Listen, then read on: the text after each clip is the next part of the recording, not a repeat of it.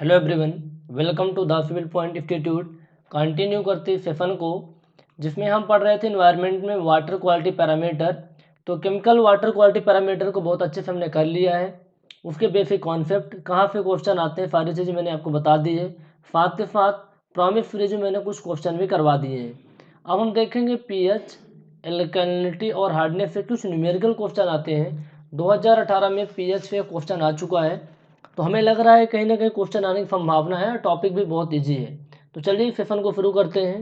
Good morning to all of you. अच्छे से enjoy करिए और कॉपी पेन निकाल कर बैठ जाइए, लिखते जाइए, कहीं डाउट नहीं आएगा यदि आप स्टेप बाय स्टेप करेंगे। पहले हम क्वेश्चन देते हैं ताकि आपको समझने में आसानी हो। एक कंटेनर में पानी भरा हुआ है, इस कंटेनर में पानी भरा हुआ है और इस पानी की हमें एल्कलिनिटी फाइंड आउट करनी है। इस पानी में ये हमारा यहाँ तक पानी भरा हुआ है। ये जो कंटेनर है ना, इस कंटेनर में जो पानी भरा हुआ है, इस पानी की हमें एल्कलिनिटी फाइंड आउट करनी है। तो गाइस आपको पता है कि एल्कलिनिटी किसकी वजह से होती है? कार्बोनेट, बाइकार्बोनेट और हाइड्रॉक्सिल आयन। तो कार्बोनेट आयन की जो कंसंट्रेशन इसमें दी हुई है 210 ग्राम है। बाइकार्बोनेट आयन की जो कंसंट्रेशन इसमें दी हुई है 122 ग्राम दी हुई है, ठीक है। और आपके हाइड्रॉक्सिल आयन की जो कंसंट्रेशन है वो 68 ग्राम है, ठीक है। अब आपको निकालना है एल्कलिनिटी, निकालना है एल्कलिनिटी इन ग्राम एक्सप्रेस्ड एच PaCO3 कैल्शियम कार्बोनेट। मैंने आपको बताया था कि जो एल्कलिनिटी होती है उसको एक्सप्रेस्ड करते हैं कैल्शियम कार्बोनेट के फॉर्म में। तो आपको एल्कलिनिटी निकालनी है। तो टोटल एल्कलिनिटी कैसे निकालें? भाई कार्बोनेट की वजह से भी होती है, बाइकार्बोनेट की वजह से भी होती है, हाइड्रॉक्सिल आयन की, सबकी कंसंट्रेशन दी हुई है। तो हम क्या कर सकते हैं, इसको डायरेक्ट जोड़ देंगे। 210 122 प्लस 68, जितना भी आ जाएगा आपका क्या हो जाएगा एल्कलिनिटी। क्या ये सब, क्या आंसर सही होगा? नहीं होगा, कतई ये आंसर सही नहीं होने वाला, क्योंकि इसमें जो अलग अलग कंपाउंड है इसको हम ऐड नहीं कर सकते। क्यों ऐड नहीं कर सकते? क्योंकि देखो ये कर क्या रहे हैं समझते हैं। कार्बोनेट, बाइकार्बोनेट और हाइड्रॉक्सिल ये स्पेसीज हैं जो अलग अलग सोर्सेज से आए हुए हैं, ठीक है। मैंने बताया था माइक्रोबियल डिकम्पोजिशन होता है एटमॉस्फेरिक CO2 की वजह से, या फिर मिनरल जो पहाड़ों से पानी गिरता है और उसके बह के जो पार्टिकल आते हैं उनमें से कई बार पार्टिकल आ जाते हैं, मैंने बताया था। तो कार्बोनेट और बाइकार्बोनेट हाइड्रॉक्सिल आयन की इस पानी में एल्कलिनिटी प्रोड्यूस करने की कैपेसिटी अलग अलग है। कार्बोनेट, बाइकार्बोनेट और हाइड्रॉक्सिल आयन की पानी में एल्कलिनिटी प्रोड्यूस करने की कैपेसिटी अलग अलग है। जैसे कोई एग्जाम होता है तो हर एक बच्चे के अलग अलग स्कोर आते हैं ना। ऐसा तो नहीं होता ना कि भाई 3 बच्चे हैं, 300 नंबर का पेपर है, सबका स्कोर अलग अलग होता है, यानी सबकी कैपेसिटी अलग अलग होती है उस एग्जाम में क्वेश्चन को सॉल्व करने की। सेम इसी तरीके से कार्बोनेट, बाइकार्बोनेट और हाइड्रॉक्सिल आयन की पानी में एल्कलिनिटी प्रोड्यूस करने की कैपेसिटी अलग अलग होती है। तो इसको कैसे निकालेंगे? तो सबसे पहले हम देखेंगे किसी एक टर्म में कन्वर्ट करेंगे। भैया एक कितना एल्कलिनिटी प्रोड्यूस करेगा, एक कितना एल्कलिनिटी प्रोड्यूस करेगा, एक कितना करेगा, फिर इन तीनों को हम ऐड कर देंगे। क्या करेंगे? ऐड कर देंगे। इसके लिए आपको मोल कॉन्सेप्ट को पढ़ना पड़ेगा। इसको फॉलो करने के लिए आपको मोल कॉन्सेप्ट को पढ़ेंगे। और मोल कॉन्सेप्ट आपने पढ़ा होगा केमिस्ट्री के अंदर, जो कि बहुत आसान है। Mole concept it is very very easy. उसमें हम क्या करते हैं, दरअसल मोल कॉन्सेप्ट क्यों पढ़ रहे हैं? क्योंकि नंबर ऑफ ग्राम इक्विवेलेंट निकालना पड़ता है। नंबर ऑफ ग्राम इक्विवेलेंट निकालना है। हमें देखेंगे कि जो हमारा बाइकार्बोनेट कितनी कंसंट्रेशन है, बाइकार्बोनेट की जो कंसंट्रेशन है 122 ग्राम है, तो नंबर ऑफ ग्राम इक्विवेलेंट कितने होंगे। हाइड्रॉक्सिल आयन कंसंट्रेशन 68 ग्राम है, तो नंबर ऑफ ग्राम इक्विवेलेंट कितने होंगे। कार्बोनेट कंसंट्रेशन 210 ग्राम है, तो नंबर ऑफ ग्राम इक्विवेलेंट कितने होंगे। और फिर उन सबको ऐड करके कैल्शियम कार्बोनेट के फॉर्म में कन्वर्ट कर देते हैं, तो आपका टोटल एल्कलिनिटी आ जाता है। सेम चीज़ें हार्डनेस में भी करते हैं। तो हमें क्या निकालना पड़ता है? Number of gram equivalent. अभी नंबर ऑफ ग्राम इक्विवेलेंट क्या होता है, तो इसको जानने के लिए सबसे पहले कुछ कुछ चीज़ें हम आपको करवाएंगे, उसको अच्छे से देख लीजिए, समझ लीजिए, बहुत ज़रूरी है। जैसे हर एक जितने भी आपके पास एलिमेंट होते हैं, हर एक एलिमेंट का कोई ना कोई एटॉमिक नंबर होता है। एटॉमिक नंबर के बाद उनका एटॉमिक मास होता है, यानी मॉलिक्यूलर वेट होता है। तो यदि हम बात करें, आप चाहें तो यदि आपको याद है तो अच्छी बात है, नहीं लिख लीजिए, एसपीफीज और मॉलिक्यूलर वेट, एसपीफीज और मॉलिक्यूलर वेट। एसपीफीज में जैसे कार्बन, कार्बन का एटॉमिक नंबर कितना होता है, 6 होता है, तो मॉलिक्यूलर वेट कितना हो जाएगा, 12 ग्राम होगा। ऑक्सीजन का, ऑक्सीजन का एटॉमिक नंबर 8 होता है ना, इसका कितना होता है, 6 होता है, इसका कितना होता है 8, तो कितना हो जाएगा 16 ग्राम। जिससे हाइड्रोजन का, हाइड्रोजन का 1 होता है, तो यहाँ भी 1 ग्राम हो जाएगा, ठीक है। क्लोरीन, क्लोरीन का कितना होता है, 17 होता है, तो 35.5 होता है। हर बार डबल ही नहीं होता, डबल या फिर उससे थोड़ा सा ज़्यादा होता है, इसको याद ही करना पड़ेगा आपको। कैल्शियम, कैल्शियम का 20 होता है, तो इसका 40 ग्राम होता है, ठीक है। मैग्नीशियम, मैग्नीशियम का 12 होता है, तो इसका कितना होता है, 24 ग्राम होता है, क्या, मॉलिक्यूलर वेट। तो मॉलिक्यूलर वेट जो होता है ना, ये एटॉमिक नंबर है, ये जो 6 है, 8 है, 1 है, ये क्या है, एटॉमिक नंबर, एटॉमिक नंबर है। और एटॉमिक नंबर का डबल या फिर उससे ज़्यादा क्या होता है, एटॉमिक मास या फिर मॉलिक्यूलर वेट बोलते हैं, एटॉमिक मास या फिर मॉलिक्यूलर वेट। तो आपने अलग अलग एलिमेंट का निकाल लिया, चलो कंपाउंड का निकालते हैं यार। मान लीजिए हमें मॉलिक्यूलर वेट निकालना है,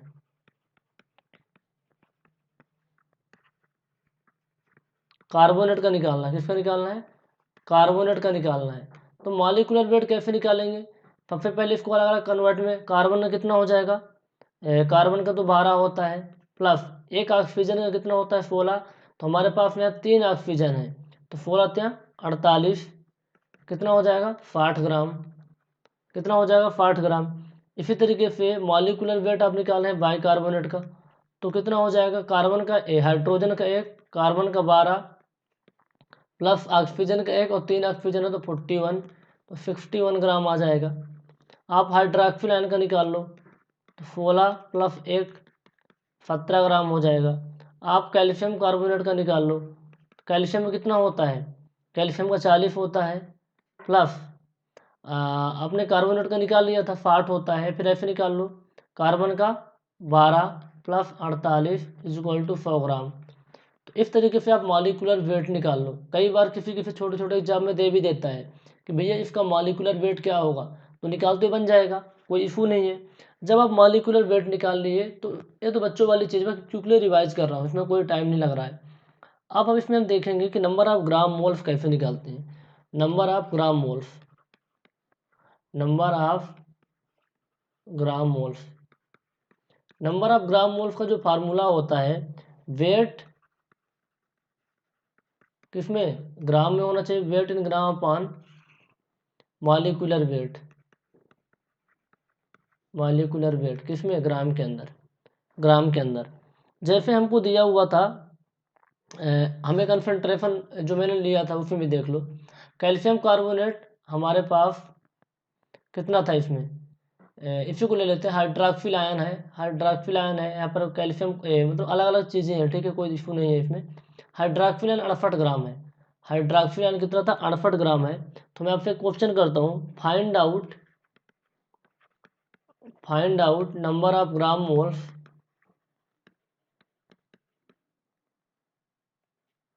या फिर इसको नंबर ऑफ मोल्स भी कहते हैं, ध्यान रखना, नंबर ऑफ मोल्स भी कहते हैं, नंबर ऑफ ग्राम मोल्स या फिर नंबर ऑफ मोल्स भी कहते हैं, किसमें, इन 68 ग्राम हाइड्रॉक्सिल आयन।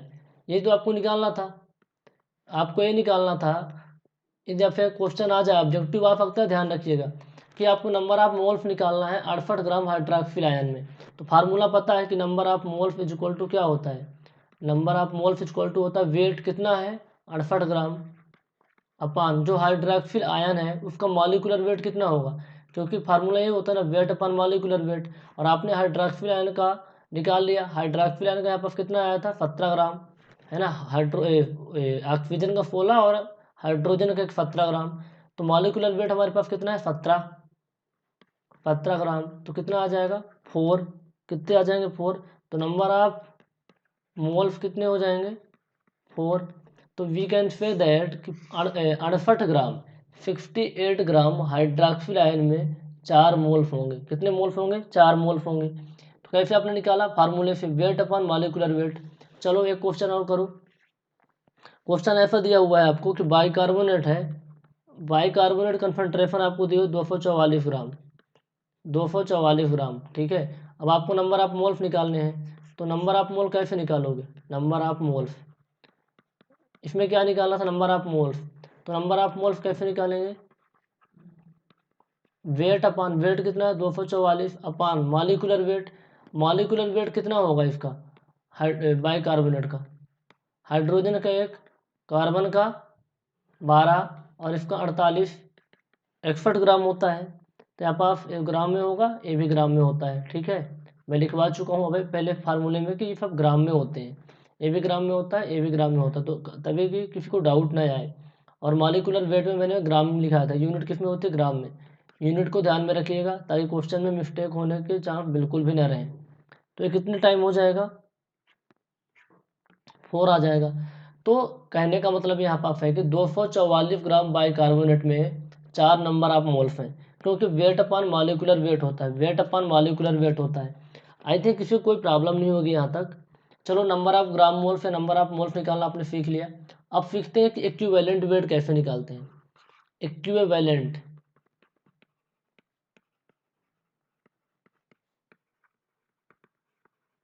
इक्विवेलेंट वेट बहुत ही सिंपल है, बहुत ही इंपॉर्टेंट भी है। इक्विवेलेंट वेट का फार्मूला होता है molecular weight, molecular weight upon valency. यहाँ पर वैलेंसी नया टर्म आ गया, तो मॉलिक्यूलर वेट अपॉन वैलेंसी होता है, ठीक है। मैं एक्सप्लेन करता हूँ, आपको निकालना है इक्विवेलेंट वेट। तो क्या होता है? Molecular weight upon valency.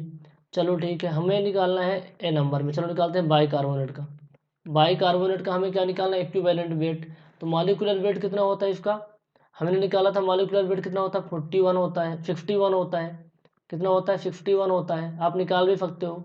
Hydrogen का 1, कार्बन का 12 और इसका 48, क्योंकि एक ऑक्सीजन का 16 होगा तो 3 ऑक्सीजन है, तो 16 × 48, 61 ग्राम आ गया था। कितना आया था? 61 ग्राम। तो मॉलिक्यूलर वेट आपको 51 ग्राम दिया हुआ है, ठीक है। मॉलिक्यूलर वेट आपको 51 ग्राम दिया हुआ है। वैलेंसी कितनी होगी इसमें? कितना आपको जो आयन होते हैं ना, जो किसी भी एटॉमिक नंबर या फिर किसी भी एलिमेंट के ऊपर रहता है, मैं इसको किसी सिंपल लैंग्वेज में समझाता हूँ कि -1 है तो आप यहाँ पास 1 ले लेंगे। क्या है? इसके पावर में कुछ नहीं है, 1 है तो आप 1 ले लोगे। मान लो यहाँ पास कार्बोनेट होता तो हम 2 ले लेते, वैलेंसी कितना लेते? 2 ले लेते। हमारे पास कैल्शियम होता तो हम 2 ले लेते, कोई प्रॉब्लम नहीं है। हमारे पास हाइड्रॉक्सिल आयन रहेगा तो हम 1 ले लेंगे। जिसके पावर में 2 है तो 2 लेंगे, जिसके पावर में कुछ नहीं है मतलब 1 है तो 1 ले लेंगे। जिसके पावर में 2 है तो उसकी वैलेंसी को 2 ले लेंगे, जिसके पावर में 1 है तो 1 लेंगे। हालांकि वैलेंसी का कॉन्सेप्ट अलग चीज़ होता है, लेकिन हमें उतना ज़्यादा डेप्थ में जाने की कोई ज़रूरत नहीं है, और जिसको अच्छे से आता है तो अच्छी बात है। तो बाइकार्बोनेट आयन जो हमारे पास था, उसमें मॉलिक्यूलर वेट कितना? 51 ग्राम, वैलेंसी इतना। तो हमारे पास कितना आ जाएगा? ये आपका आ जाएगा 51 ग्राम। वैलेंसी की कोई यूनिट नहीं होती, इसलिए ग्राम में ही आएगा 61 ग्राम। इसी तरीके से आप निकालो, चलो कार्बोनेट का, इसका निकालोगे कार्बोनेट का। तो कार्बोनेट का कितना होता है आपको पता है? 60 ग्राम होता है ना। 16 × 48 और 12 60, और इसका कितना है? 2, तो कितना आ जाएगा? 23 ग्राम। तो बाइकार्बोनेट का इक्विवेलेंट वेट कितना होता है? 23 ग्राम होता है, ठीक है। इसके अलावा आप हाइड्रॉक्सिल आयन का निकाल लो यार, 3 इंपॉर्टेंट है। हाइड्रॉक्सिल आयन का निकालना है तो हाइड्रॉक्सिल आयन में कितना होता है? 17/1 = 17 ग्राम ही, ठीक है। कोई प्रॉब्लम नहीं आ रही है। HPO3 का था, ठीक है। अच्छा, कैल्शियम कार्बोनेट का चलो निकालते हैं यार, कैल्शियम कार्बोनेट का। तो कैल्शियम कार्बोनेट का निकालने के लिए देखो, calcium plus plus carbonate minus का 2, तो आप कैल्शियम कार्बोनेट का पहले ये निकाल लो। कैल्शियम और कार्बोनेट, कैल्शियम का 40 और कार्बोनेट का 60, 60 40 100 ग्राम तो ये होता है। और इसमें कितना है? पावर में 2 है ना, 2, तो कितना आ जाएगा? 50 gram. Equivalent weight of calcium carbonate = 50 gram. ये ऑब्जेक्टिव डायरेक्ट आया हुआ है, ये ऑब्जेक्टिव में डायरेक्ट आया हुआ है, इसको आप हाईलाइट कर लो। क्या लिखना है? Equivalent weight of calcium carbonate = 50 ग्राम। मैं बोल रहा हूँ, हाईलाइट कर लो, ठीक है, अभी बहुत काम आएगा। तो नंबर ऑफ ग्राम मोल निकाल लिए, इक्विवेलेंट वेट निकाल लिए, अब नंबर ऑफ ग्राम इक्विवेलेंट सीख लेते हैं। तीसरा आपका फार्मूला है number of gram equivalent, confuse नहीं होना बिल्कुल भी। सब एक दूसरे से लिंक है। नंबर ऑफ ग्राम इक्विवेलेंट, अब इक्विवेलेंट वेट निकालें, नंबर ऑफ ग्राम इक्विवेलेंट निकालेंगे। नंबर ऑफ ग्राम इक्विवेलेंट्स कैसे निकालेंगे? Number of gram equivalents formula होता है वेट किसमें, ग्राम में, अपान इक्विवेलेंट वेट। इक्विवेलेंट वेट ये किस में था, ग्राम में। ठीक है, तो नंबर ऑफ ग्राम मोल होता है वेट अपन इक्विवेलेंट वेट। इक्विवेलेंट वेट क्या होता है, मॉलिक्यूलर वेट अपन वैलेंसी। तो वे क्वेश्चन लगाइए तो समझ में आ जाएगा अच्छे से।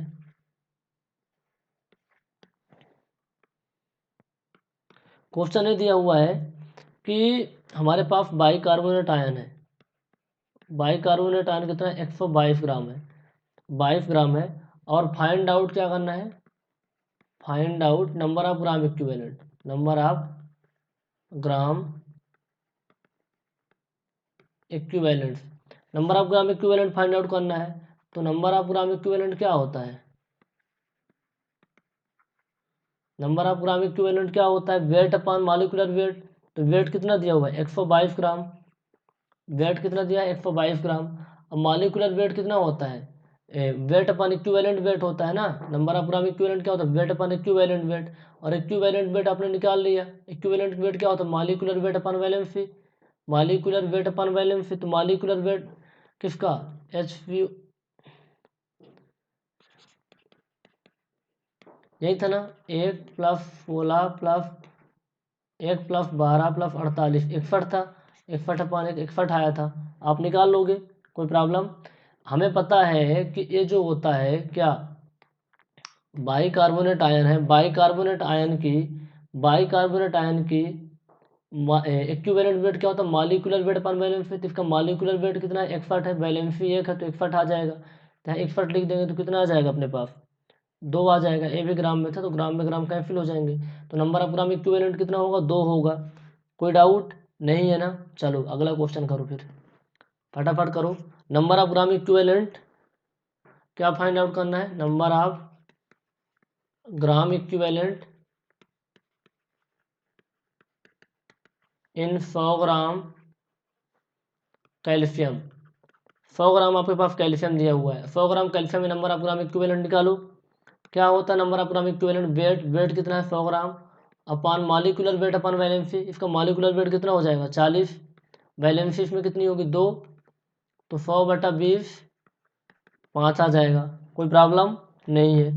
अगला क्वेश्चन लिखो, आपको क्या निकालना है, number of gram equivalent. Number of gram equivalent कितने में, 60 gram of magnesium. 60 gram magnesium में नंबर ऑफ ग्राम इक्विवेलेंट कितना होगा, क्या होता है formula, number of gram equivalent का वेट, वेट कितना है 60 ग्राम, अपॉन इक्विवेलेंट वेट क्या होता है, मॉलिक्यूलर वेट अपॉन वैलेंसी। तो मॉलिक्यूलर वेट कितना होता है मैग्नीशियम का 24, वैलेंसी 2, तो 60/12 = 5।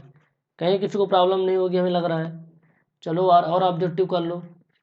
आपको 180 ग्राम दिया हुआ है, 180 ग्राम क्या दिया हुआ है, कार्बोनेट दिया हुआ है। चलो इसमें निकालो नंबर ऑफ ग्राम इक्विवेलेंट। क्या निकालोगे, नंबर ऑफ ग्राम इक्विवेलेंट क्या होता है, वेट अपॉन वेट कितना है 180 ग्राम।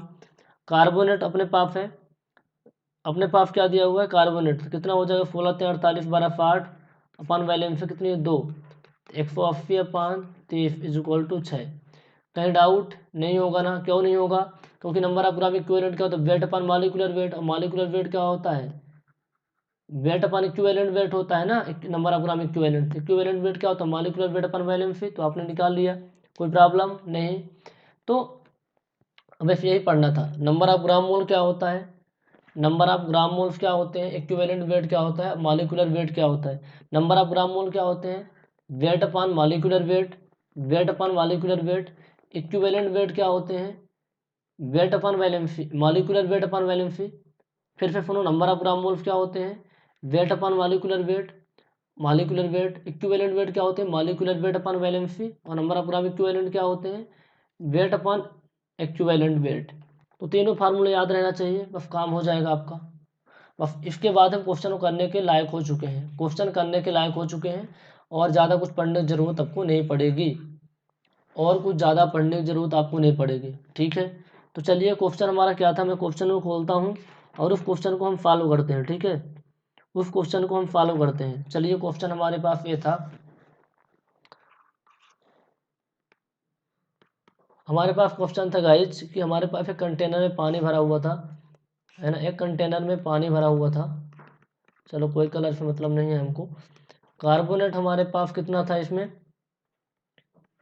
210 ग्राम था। बाई कार्बोनेट 122 ग्राम था। और हाइड्रोक्सिल आयन कितना था आपके पास, 68 ग्राम था। ठीक है, क्वेश्चन ये पूछ रहा था कि एल्केलिनिटी निकालो, एल्केलिनिटी इन ग्राम एक्सप्रेस्ड एज CaCO3, इस फॉर्म में आपको निकालना था। CaCO3 के फॉर्म में रिप्रेजेंट करना है और आपको एल्केलिनिटी निकालना है ग्राम के अंदर। तो फॉलो करते बनेगा, आप कैसे करेंगे, स्टेप बाय स्टेप आप अच्छे से देखिए। नंबर ऑफ ग्राम इक्विवेलेंट में कन्वर्ट करते हैं सबको पहले।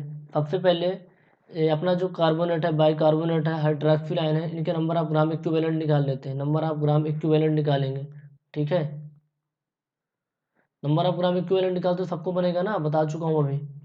Number of gram equivalent, number of, एक करके सवाल दे देता हूँ, बाकी रेस्ट ऑफ द क्वेश्चन आप करना। नंबर ऑफ ग्राम,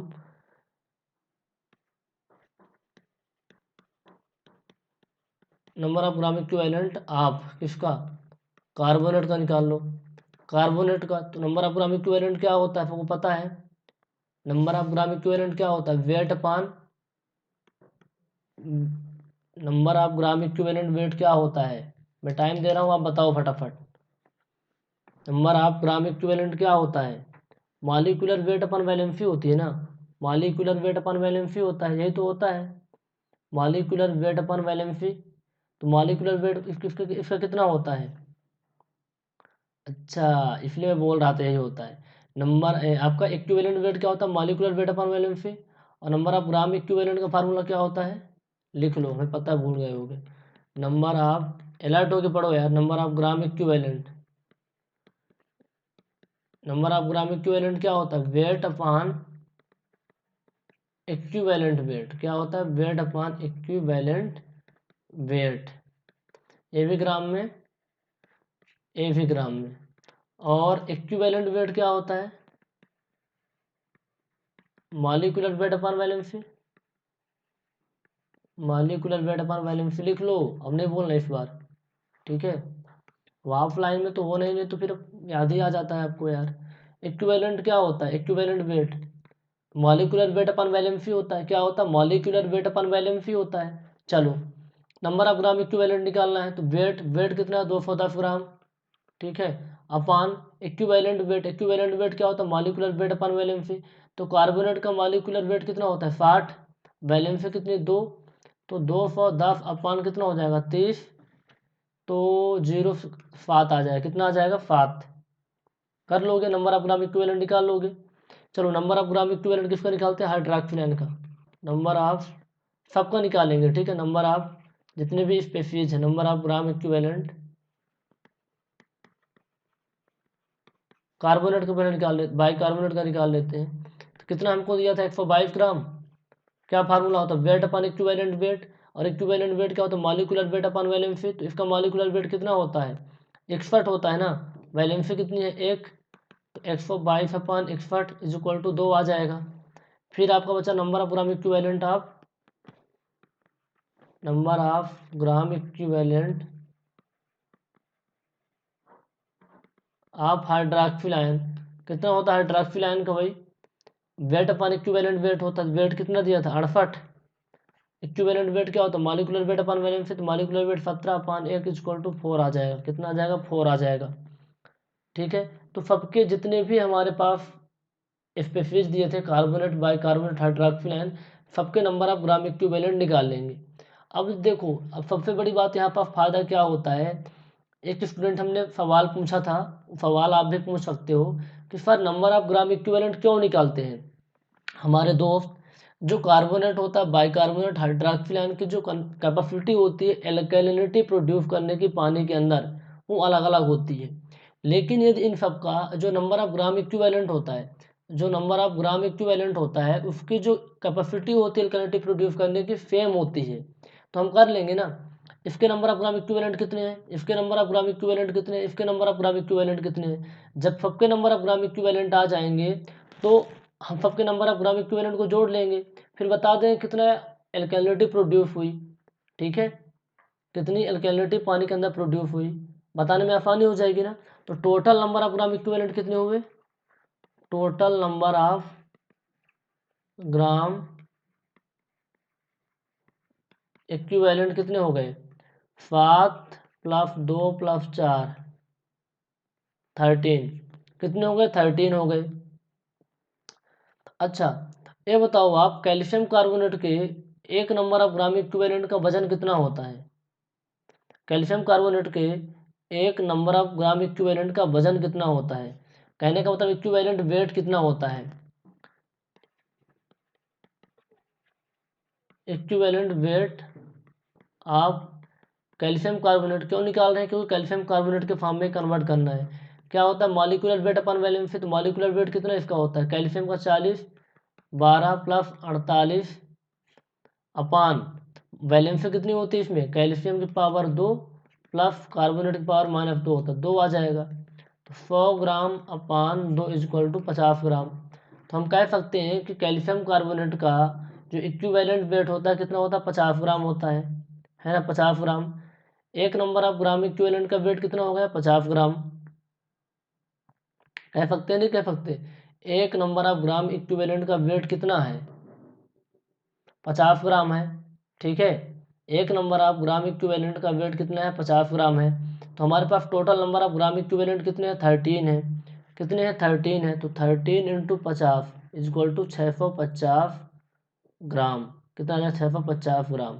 तो हम 650 ग्राम पर लीटर पानी के अंदर एल्केलिनिटी हम कह सकते हैं। पानी के अंदर जो एल्केलिनिटी है 650 ग्राम पर लीटर है।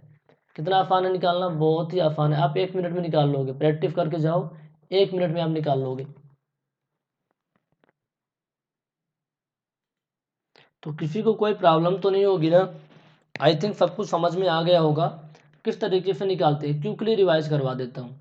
आपके पास जब भी, हमारे पास कंटेनर में पानी भरा हुआ था, कंटेनर में पानी भरा हुआ था, इस पानी में हमें कार्बोनेट आयन कंसंट्रेशन दी हुई थी, हमें बाइकार्बोनेट आयन कंसंट्रेशन दी हुई थी, हमें हाइड्रॉक्सिल आयन कंसंट्रेशन दी हुई थी। कितनी कितनी कंसंट्रेशन दी थी, इसका 68 ग्राम दिया हुआ था, ये आपको दिया हुआ था 122 ग्राम, क्विकली ये दिया था 210 ग्राम। ठीक है, एग्जाम में कैसे फॉलो करेंगे, हमारे दिमाग में सबसे पहले होना चाहिए, सबको नंबर ऑफ ग्राम इक्विवेलेंट में कन्वर्ट करेंगे। नंबर ऑफ ग्राम इक्विवेलेंट इसका निकाल लो, कार्बोनेट का कितना हो जाएगा, ये होता है, क्या होता है, weight upon equivalent weight, weight upon equivalent weight. Equivalent weight क्या होता है, molecular weight upon valency. Molecular weight कितना होता है, 60, वैलेंसी कितनी होती है, 2। तो 210 में 30 कितना आ जाएगा, 7 आ जाएगा। बाइकार्बोनेट का निकाल लो, बाइकार्बोनेट का कितना है, 122 ग्राम दिया हुआ है। ठीक है, ये कितना होता है भैया, क्या होता है, नंबर ऑफ ग्राम इक्विवेलेंट क्या होता है, weight upon equivalent weight. Equivalent weight क्या होता है, मॉलिक्यूलर वेट अपॉन वैलेंसी, इसमें एक ही होता है ना, तो 2 आ जाएगा। हाइड्रॉक्सिल आयन क्या होता है, कितना कंसंट्रेशन है, 68। मॉलिक्यूलर वेट कितना होता है, 17, वैलेंसी 1, 4 आ गए, 7 2 9 4 13। और हमें डायरेक्ट याद रखना है एग्जाम के लिए, कैल्शियम कार्बोनेट का जो एक नंबर ऑफ ग्राम इक्विवेलेंट का जो वेट होता है कितना होता है, 50 होता है, हमने निकाल के दिखाया था। तो 13 13 5 65, 650 ग्राम पर लीटर। तो आप 25 से 30 सेकंड में, फिर एट मैक्स 1 मिनट में आप टिक कर दोगे ऐसे क्वेश्चन को, तो बन जाएगा, कोई प्रॉब्लम नहीं होगी। ठीक है, हम आपको पीएच वाले पढ़ा देते हैं, एल्केलिनिटी के बाद पीएच, पीएच के बाद हार्डनेस। ठीक है, पीएच के कुछ कॉन्सेप्ट आपको हम क्विकली रिवाइज करेंगे, और रिवाइज करने के बाद आपको क्वेश्चन करवाने वाले हैं। इसके अलावा एल्केलिनिटी का एक क्वेश्चन मैंने और करवाया था, एल्केलिनिटी से एक न्यूमेरिकल प्रॉब्लम ये वाली आती है। दूसरा मैंने आपको एक्सपेरिमेंटल मेथड बताया था, जिसमें से आपको बताया था कि फार्मूला क्या था, 1 ml acid consumed = 1 milligram of एल्कालिनिटी। एल्कालिनिटी, यदि आप वीडियो को देखे होंगे तो आपको बनता भी होगा, एक्सप्रेस्ड एज FeSO3। यहाँ से एक न्यूमेरिकल बना था, उसको भी मैंने करवा दिया था। ठीक है, अगेन नहीं करवाऊंगा, टाइम नहीं है बिल्कुल भी। चलो अब हम पीएच के बारे में पढ़ते हैं, पीएच के बारे में। पीएच के बारे में क्विकली देख लो, पीएच क्या होता है, हमें एसिडिटी और बेसिक को बताता है, कितना पानी अम्लीय है कितना क्षारीय है किसी भी लिक्विड का। तो पीएच बराबर कितना होता है आपको पता है, minus log as positive ion होता है। और यूनिट कितनी में होती है, मोल्स पर लीटर में। जो आपका हाइड्रोक्सिल आयन कंसंट्रेशन होती है ना, किसमें होती है, मोल्स पर लीटर में। It is very very important guys. H positive ion की कंसंट्रेशन होती है मोल्स पर लीटर में। पीएच होता है आपको पीओएच पता है। कहें पीओएच क्या होता है, समझ में नहीं आ रहा तो बता रहा हूँ, log hydroxyl ion. Hydrogen ion का पीएच मान और हाइड्रोक्सिल आयन के पीएच मान को पीओएच लिखते हैं, और इसको इसके मान को क्या लिखते हैं, पीएच लिखते हैं। हाइड्रोजन आयन का जो पीएच होता है ना वो पीएच, और हाइड्रोक्सिल आयन का पीएच को पीओएच लिखते हैं, कुछ होता नहीं है, ठीक है। इसकी भी यूनिट जो होती है मैं लिखवाया था आपको, मोल्स पर लीटर में होती है। और पीएच प्लस पीओएच कितना होता है, 14 होता है। इसको मेजर करने के लिए पोटेंशियोमीटर काम में आता है। समुंदर में जो वाटर होता है उसका पीएच मान कितना होता है, 7.5 से 8.5। पीने वाले पानी का 7 से 8.5। सारी चीज़ें डिस्कस की गई हैं। तो यहाँ क्यों डिस्कस करें, क्यों टाइम को वेस्ट करें, बिल्कुल भी ऐसा नहीं करना है अपने को, ठीक है। तो एक ऑब्जेक्टिव क्वेश्चन है, हालांकि जो ये ऑब्जेक्टिव क्वेश्चन है ना ये थोड़ा सा आपके प्रॉब्लम क्रिएट करेंगे, और ऐसे ऑब्जेक्टिव क्वेश्चन आपके एग्जाम में नहीं आएंगे एसएससी में, या फिर एसएससी में भी नहीं आता, ऐसे एग्जाम में आते हैं जहाँ आपका कैलकुलेटर अलाउ रहता है। ऐसे एग्जाम में आते हैं जहाँ आपका कैलकुलेटर अलाउ रहता है। तो हमें यहाँ फालतू का टाइम वेस्ट करने की कोई ज़रूरत नहीं है। मैं आपको एक क्वेश्चन लिख के आपको दिखा दूंगा कि ऐसा क्वेश्चन आता है तो ऐसे फॉलो करना होता है। क्वेश्चन आपके स्क्रीन पे दिख रहा है, if tomato juice is having a pH of 4.1। टमाटर का जूस है उसका जो पीएच मान 4.1 है, and the hydrogen ion concentration will be. टमाटर का जूस आपके गिलास में भरा हुआ है, इस गिलास में टमाटर का जूस भरा हुआ है जिसका पीएच मान 4.1 है। तो आप बताओ साहब कि इसमें हाइड्रोजन आयन कंसंट्रेशन कितनी होगी, हाइड्रोजन आयन कंसंट्रेशन कितनी होगी। अच्छा पीएच बराबर क्या होता है फार्मूला, चलो फॉलो कर लेते हैं यार, ठीक है।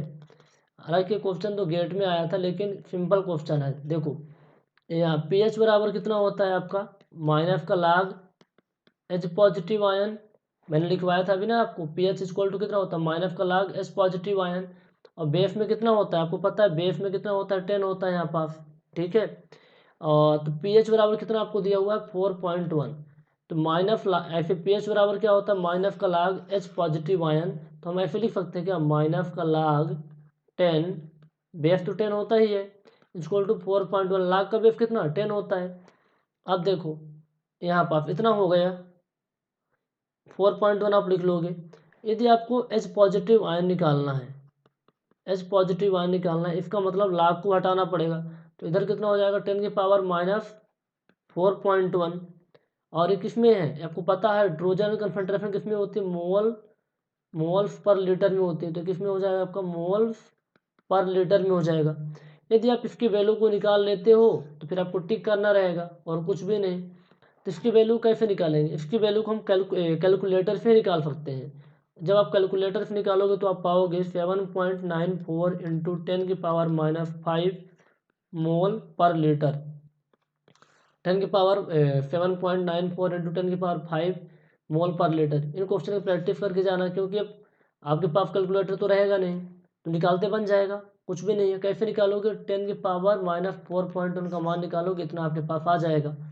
तो कौन सा ऑप्शन सही होगा, 7.94। Option number D correct answer हो जाएगा, option number D correct answer हो जाएगा।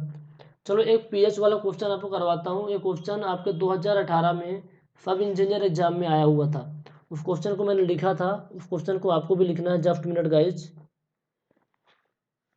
ओके जस्ट मिनट, वो क्वेश्चन कहाँ गया, क्वेश्चन मिल गया। क्वेश्चन को लिखते हैं, 2018 व्यापम सब इंजीनियर एग्जाम में आया हुआ था। एमपी सब इंजीनियर एग्जाम, जिस एग्जाम की आप तैयारी कर रहे हो, 2018 में आया हुआ था।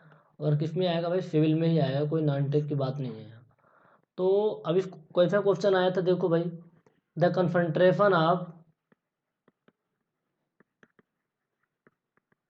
Concentration of hydroxyl ion in a water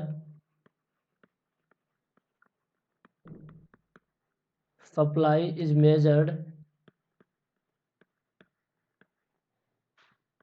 as 17 milligram per litre 25 degree Celsius, what is the pH of the water supply. एक क्वेश्चन आपके आया हुआ था, इसमें कुछ ऑप्शन भी रहे होंगे, ऑप्शन बाद में दिखाता हूँ आपको। क्वेश्चन को देखिए, the concentration of hydroxyl ion in a water supply is measured 17 milligram per litre. जिस पानी को आप सप्लाई कर रहे थे पीने के लिए, उस पानी में यहाँ ड्रिंकिंग नहीं लिखा हुआ है, जस्ट लिखा वाटर सप्लाई। जो वाटर सप्लाई वाले पानी था, उस पानी में जो हाइड्रोक्सिल आयन है, OH आयन का कंसंट्रेशन है 17 मिलीग्राम पर लीटर। कितने डिग्री सेल्सियस टेम्परेचर में? 25 डिग्री सेल्सियस टेम्परेचर पर। What is the pH of the water? उस वाटर का पीएच कितना होगा? यानी इस वाले पाइप लाइन से हम पानी को सप्लाई कर रहे थे, ठीक है, इस वाली पाइप से पानी को सप्लाई कर रहे थे। ये आपकी वाटर सप्लाई पाइप है, कैसे पाइप है? वाटर सप्लाई पाइप है। इसमें जो पानी बह रहा था उसका हाइड्रोक्सिल OH निगेटिव जो है ना 17 मिलीग्राम पर लीटर है। तो आपको बताना है साहब इसमें पीएच कितना होगा, है ना, इसका पीएच कितना होगा, ठीक है। तो पीएच निकालने के लिए किसका निकालना पड़ेगा? हाइड्रोजन आयन कंसंट्रेशन आपको निकालनी पड़ेगी, आपको पता है। पहली बात तो ये बताओ, ये जो दिया हुआ है ना हाइड्रोक्सिल आयन कितना दिया हुआ है? 17 मिलीग्राम, जस्ट मिनट, कितना लिखा हुआ? 17 milligram per litre, 17 milligram per litre. ये यूनिट किस में होती है आपको पता है कि POH इक्वल टू होता है माइनस का log OH नेगेटिव आयन, और ये होता है मोल्स पर लीटर में। तो मिलीग्राम पर लीटर को सबसे पहले कन्वर्ट करना पड़ेगा मोल्स पर लीटर में। आपको पता है क्या कि 1 मिलीग्राम इज इक्वल टू होता है 1/12 इंटू 10⁻³ मोल। यदि नहीं पता है तो लिख लो हाईलाइट करके। 1 मिलीग्राम इज इक्वल टू होता है 1/12 इंटू 10⁻³ मोल होता है। कितना होता है? 10⁻³ मोल। तो हमारे पास 17 मिलीग्राम है, कितना है? 17, तो कितना हो जाएगा? 17/12 इंटू 10⁻³ मोल। ये मोल है, क्या है? मोल है यहाँ पास, ठीक है। 17 भाई 1 मिलीग्राम में इतना होता तो 17 मिलीग्राम में इतना हो जाएगा। आप इसको फॉलो करोगे, इसको आप क्या करोगे? फॉलो करोगे। 17 मिलीग्राम पर लीटर था ना, तो ये जो वैल्यू आएगी आपको, ये आएगी आपकी 17 में डिवाइडेड बाय 12, तो 1.42 इंटू 10⁻³ मोल पर लीटर, ठीक है। मिलीग्राम पर लीटर तो पहले भी था, मिलीग्राम पर लीटर पहले भी था, ये किस में था? मिलीग्राम पर लीटर में था। तो अब किस में हो जाएगा? मोल पर लीटर में। किस में आ जाएगा? मोल पर लीटर में आ जाएगा। कोई डाउट तो नहीं है? नहीं है। तो हमारे पास जो हाइड्रोक्सिल आयन है उसकी कंसंट्रेशन कितनी है? 1.42 10⁻³ मोल पर लीटर, है ना। हमें मिलीग्राम में था तो मैंने मोल में कन्वर्ट कर लिया, ठीक है। अब कंसंट्रेशन हमारे पास पता चल गई किसकी? हाइड्रोक्सिल आयन की। अभी हमें निकालना पड़ेगा, क्या निकालना पड़ेगा? POH कितना होता है? माइनस का log 10 हाइड्रोक्सिल आयन होता है, यही होता है। तो आप वैल्यू को पुट करो, POH इक्वल टू माइनस का log बेस में 10 1.42 इंटू 10⁻³ मोल पर लीटर, यही करोगे आप। इस वैल्यू को जब आप पुट करोगे तो कैसे निकालोगे पता है आपको? यदि आपको पता है फार्मूला तो देखो, log m इंटू एन क्या होता था? log m minus log n।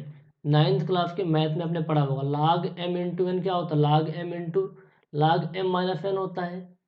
किस में होता है? माइनस में होता है। तो यहाँ भी ऐसे करेंगे, POH इक्वल टू कितना हो जाएगा? माइनस का log 1.42 और ये माइनस, और ये पहले माइनस में है तो माइनस का log 10⁻³ यूनिट हटा देते हैं, यहाँ यूनिट लिखने की कोई ज़रूरत नहीं है, बाद में लिख देंगे, ठीक है, बाद में आप लिख देना।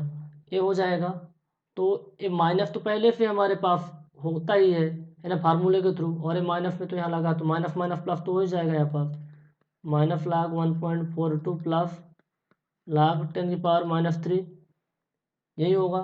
तो इसको आप कैसे लिख सकते हो, इसको और आप लिख सकते हैं log m की पावर n क्या होता है, n log m होता है। तो इसको आप क्या लिख सकते हैं, 3 log 10 लिख सकते हैं। तो equal to minus log 1.42 plus 3 log 10। और जब log 10 का मान कितना होता है गाइज, 1 होता है ना। छोटे छोटे फार्मूले आप अच्छे से लिखते जाओ इनको, एक फार्मूला ये हो गया। तो माइनस का log 1.42 प्लस log 10 का मान 1 हो जाएगा। तो 3 एक कम 3 आ जाएगा। अब इसको फॉलो कर लो। इसको जब तुम फॉलो करोगे, हम क्या निकाल रहे थे, P O H equal to निकाल रहे थे। तो P O H equal to निकालोगे जब आप, इसको फॉलो करोगे, log 1.42 का मान निकालोगे, ठीक है। तो log 1.42 का मान पता कितना आता है, -0.15 प्लस 3, ठीक है। प्लस 3 है, इसका मान इतना आएगा, -0.15 आएगा, ठीक है। अब इसको याद करो, और इसके अलावा क्या उपाय है। या फिर कैलफी अलाउ रहेगी तब कर सकते हो, कैलफी अलाउ रहती नहीं इस एग्जाम में। आरआरबी जेई का जो CBT2 होता है उसमें अलाउ रहती है, या फिर गेट वगैरह में अलाउ रहती है वर्चुअल कैलफी, और आपके एग्जाम में तो रहती नहीं है। तो P O H equal to कितना हो जाएगा, इसको फॉलो करेंगे तो आएगा 2.84, कितना आ जाएगा 2.84, ठीक है। पता नहीं व्यापम वाले ऐसे क्वेश्चन क्यों देते हैं, है तो इजी लेकिन कैलकुलेशन में थोड़ी सी प्रॉब्लम होती है। पी ओ एच का मान आ गया, जब हमारे पास पी ओ एच का मान आ गया तो हमें पता है, हमें क्या पता है, P H plus P O H equal to कितना होता है, 14 होता है ना। पी एच का मतलब क्या हुआ, हाइड्रोजन आयन का पीएच मान प्लस हाइड्रोक्सिल आयन का पीएच मान इक्वल टू कितना 14 होता है। तो पी एच पॉजिटिव प्लस इसका मान कितना है अपने पास, 2.84 आया है, 2.84 इक्वल टू 14। तो फॉलो करते हैं यार। तो हाइड्रोजन आयन की कंसंट्रेशन कितनी आ रही है, 14 माइनस 2.84, ये आपको कितना आ जाएगा, 16 इतना आ जाएगा। तो हाइड्रोजन आयन कंसंट्रेशन या हाइड्रोजन आयन का पीएच मान 11.16 आ गया, 11.16 किस में आएगा, मोल्स पर लीटर में। तो जो भी ऑप्शन होगा, मैंने ऑप्शन तो यहाँ लिया नहीं है, ऑप्शन भी दिए थे तो उस ऑप्शन में टिक कर देना 11.16 में। 11.16 में कितना आसान क्वेश्चन है, कितना आसान क्वेश्चन है, और इसको आपको अच्छे से करके जाना है, ठीक है। ये भी क्वेश्चन आपको बन जाएगा ना, बन जाएगा। न्यूमेरिकल प्रॉब्लम में कोई प्रॉब्लम, पीएच वाले क्वेश्चन मैंने करवा दिया। इसमें क्या याद रखना पड़ेगा आपको, 1 मिलीग्राम इक्वल टू होता है 1/12 10⁻³ मोल। जब आपको मिलीग्राम में दिया हो, चाहे हाइड्रोजन आयन हो चाहे हाइड्रोक्सिल आयन हो, उसको कन्वर्ट कर दो मोल्स पर लीटर में, ठीक है। मोल्स पर लीटर में कन्वर्ट कर दो, ठीक है। आप मोल्स पर लीटर में कन्वर्ट कर दोगे तो आपको आसानी हो जाएगी निकालने में। बाकी मैंने बता दिया, आपको डिफिकल्ट लगे वीडियो को रिवाइज कर लो, ठीक है, रिपीट कर लो, बन जाएगा। तो मैंने एल्कालिनिटी और पीएच के ऊपर क्वेश्चन कर लिए। अब चलते हैं हार्डनेस के ऊपर, एक न्यूमेरिकल प्रॉब्लम कर लेते हैं, ताकि यदि हार्डनेस पे भी क्वेश्चन आए तो आप कर पाओ। आपको पता है हार्डनेस मेजरली किसकी वजह से होता है, हार्डनेस के लिए दो एलिमेंट रिस्पॉन्सिबल होते हैं। एक होता है आपका कैल्शियम, दूसरा होता है मैग्नीशियम। फिर उसमें आ जाता है आपका टेम्परेरी हार्डनेस, परमानेंट। तो कैल्शियम कार्बोनेट यानी कार्बोनेट आयन और नॉन कार्बोनेट वाला, calcium carbonate, magnesium carbonate, calcium bicarbonate, magnesium bicarbonate, है ना, सल्फेट, नाइट्रेट और क्लोराइड वाला, ठीक है। तो आपके पास एक कंटेनर में पानी भरा हुआ है, क्वेश्चन में ले रहा हूँ, ठीक है।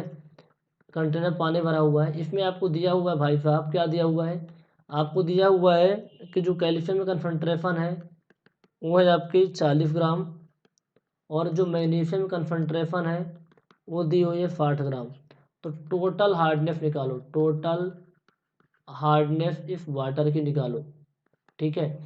अब मैं आपको फिर अगेन बता रहा हूँ कि जो आपके कैल्शियम और मैग्नीशियम है ना, ये जो हार्डनेस प्रोड्यूस करने की कैपेसिटी अलग अलग है। जैसे एल्कैलिनिटी में आपने देखा था कि जो हाइड्रोक्सिल आयन है, कार्बोनेट और बाइकार्बोनेट, सबकी क्या होती है, एल्कैलिनिटी प्रोड्यूस करने की कैपेसिटी अलग अलग होती है, ठीक। इसी तरीके से कैल्शियम और मैग्नीशियम की हार्डनेस प्रोड्यूस करने की कैपेसिटी अलग अलग है।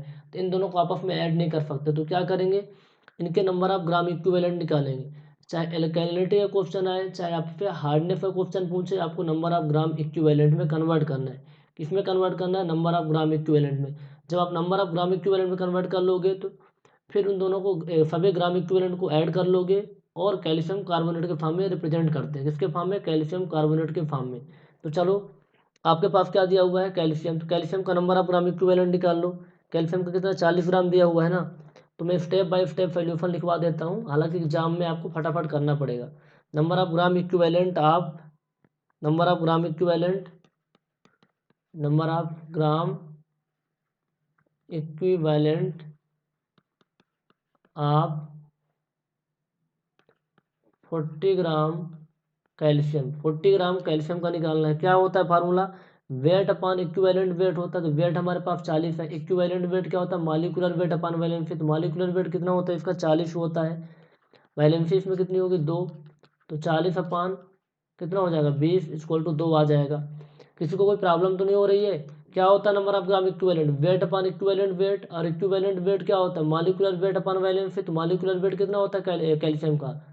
कितना होता है भाई? कैल्शियम का परमाणु क्रमांक कितना होता है? 20 होता है। तो मॉलिक्यूलर वेट 40 हो गया। वैलेंसी कितनी है? 2। तो 2 आ जाएगा नंबर ऑफ ग्राम इक्विवेलेंट। दूसरे आप निकाल लो किसका? Number of gram equivalent of number of gram equivalent of 60 ग्राम। क्या है आपके पास? मैग्नीशियम है। ठीक है, ध्यान से सीख लो, कोई नहीं सिखाने वाला। 60 अपान क्या होता है भाई? मॉलिक्यूलर वेट कितना होता है मैग्नीशियम का? मॉलिक्यूलर वेट मैग्नीशियम में कितना होता है? परमाणु क्रमांक 12। तो मॉलिक्यूलर वेट 24 अपान 2। वैलेंसी कितनी है? 2 है। तो 60 अपान 12 इक्वल टू 5 आ गए। तो total number of gram equivalent कितने आ गए? Total number of gram equivalent कितने आ गए? 5 2 7 हो जाएंगे। ठीक है, 7 हो जाएंगे। आपको पता है कैल्शियम कार्बोनेट के 1 ग्राम कैल्शियम कार्बोनेट के 1 नंबर ऑफ ग्राम इक्विवेलेंट का वेट कितना होता है? 50 ग्राम होता है। कैल्शियम कार्बोनेट के 1 number of gram equivalent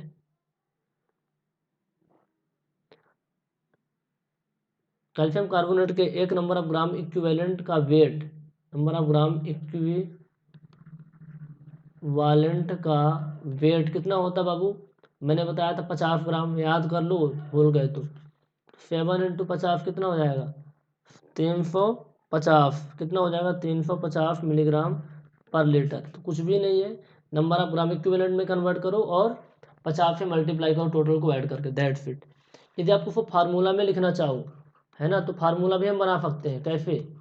formula आपके एग्जाम में आ सकता है, फार्मूला की कौन सा फार्मूला करेक्ट है, या फिर फार्मूले की हेल्प से निकालना थोड़ा सा आसान हो जाएगा। और ये कॉन्सेप्ट को समझना नहीं है तो हम क्या कर रहे थे? कैल्शियम और मैग्नीशियम दिया हुआ था, तो कैल्शियम और मैग्नीशियम में क्या करते? नंबर ऑफ ग्राम इक्विवेलेंट में कन्वर्ट करते थे। तो यहाँ लिखना कैल्शियम का वेट। किसका वेट? अपन कैल्शियम का वेट। ठीक है, मैं फार्मूला लिख के समझाता हूँ आपको। कैल्शियम का वेट अपान क्या होता था? Molecular weight upon valency. तो मॉलिक्यूलर वेट कितना होता था? 40। वैलेंसी कितनी होती थी? 2। तो 40/2 कितना आता था? 20 आता था। प्लस आपको पता है यहाँ पर किसका वेट आएगा? मैग्नीशियम का वेट आएगा। ठीक है, मैग्नीशियम का मॉलिक्यूलर वेट कितना होता है भाई? क्या इक्विवेलेंट वेट क्या होता है? Number of gram equivalent weight upon equivalent weight. Weight अपना कैल्शियम का हो गया, मैग्नीशियम का हो गया। इक्विवेलेंट वेट क्या होता है? Molecular weight upon valency. तो इसमें मॉलिक्यूलर वेट कैल्शियम का 40 होता है, वैलेंसी 2 तो 20 आ गया। यहाँ पास कितना होता है? मॉलिक्यूलर वेट अपन वैलेंसी। मैग्नीशियम का मॉलिक्यूलर वेट 24, वैलेंसी 2 तो 12 आ जाएगा। इस फार्मूले को ध्यान में रखना। फिर इसके बाद इंटू 50 करते हैं। इंटू क्या करते हैं? 50। ठीक है, अब एक कोई पूछे कि भाई 20 क्या होता है? 20 आपका क्या है? Equivalent weight of calcium. Equivalent weight of calcium है, PALCIUM कैल्शियम। ठीक है, और 12 क्या है? Equivalent weight of magnesium. Equivalent weight of magnesium बन जाएगा। तो टोटल हार्डनेस निकाल लोगे। चलो इससे से निकालते हैं। कैल्शियम में कितना दिया था आपको? कैल्शियम का आपको दिया होता 40 अपान 20 हो जाएगा। प्लस मैग्नीशियम कितना था? 60 अपान 12 इंटू 50 तो 20 दूना 40, 12 पंजा 60 इंटू 50, तो 7 into 50 equal to 350 milligram per litre. तो ये तो और आसान हो गया, निकाल लोगे, कोई प्रॉब्लम नहीं होने वाली। सिंगल क्वेश्चन कोई छोड़ के नहीं आएगा, ठीक है, एग्जाम के अंदर अच्छे प्रैक्टिस करके जाना। तो आपको ये सारी चीज़ें बन जाएंगी, निकालते कोई प्रॉब्लम नहीं होगी। पीएच, एल्कालिनिटी, हार्डनेस नोट करके 2 पॉइंट आप लिख लो। यदि थोड़ा सा और एडवांस क्वेश्चन देता है तो कैसे करना है। इन्वायरो से 7-8 क्वेश्चन 10 क्वेश्चन पूछे जाएंगे। Carbonate hardness, carbonate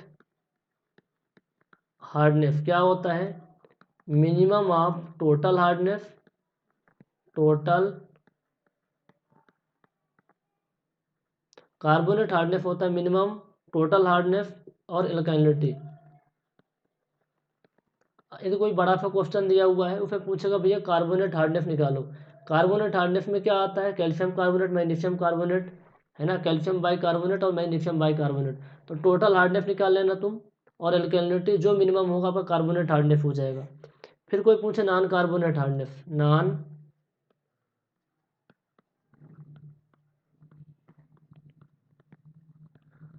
carbonate hardness में कैसे निकालो, टोटल हार्डनेस में कार्बोनेट हटा दो ना, टोटल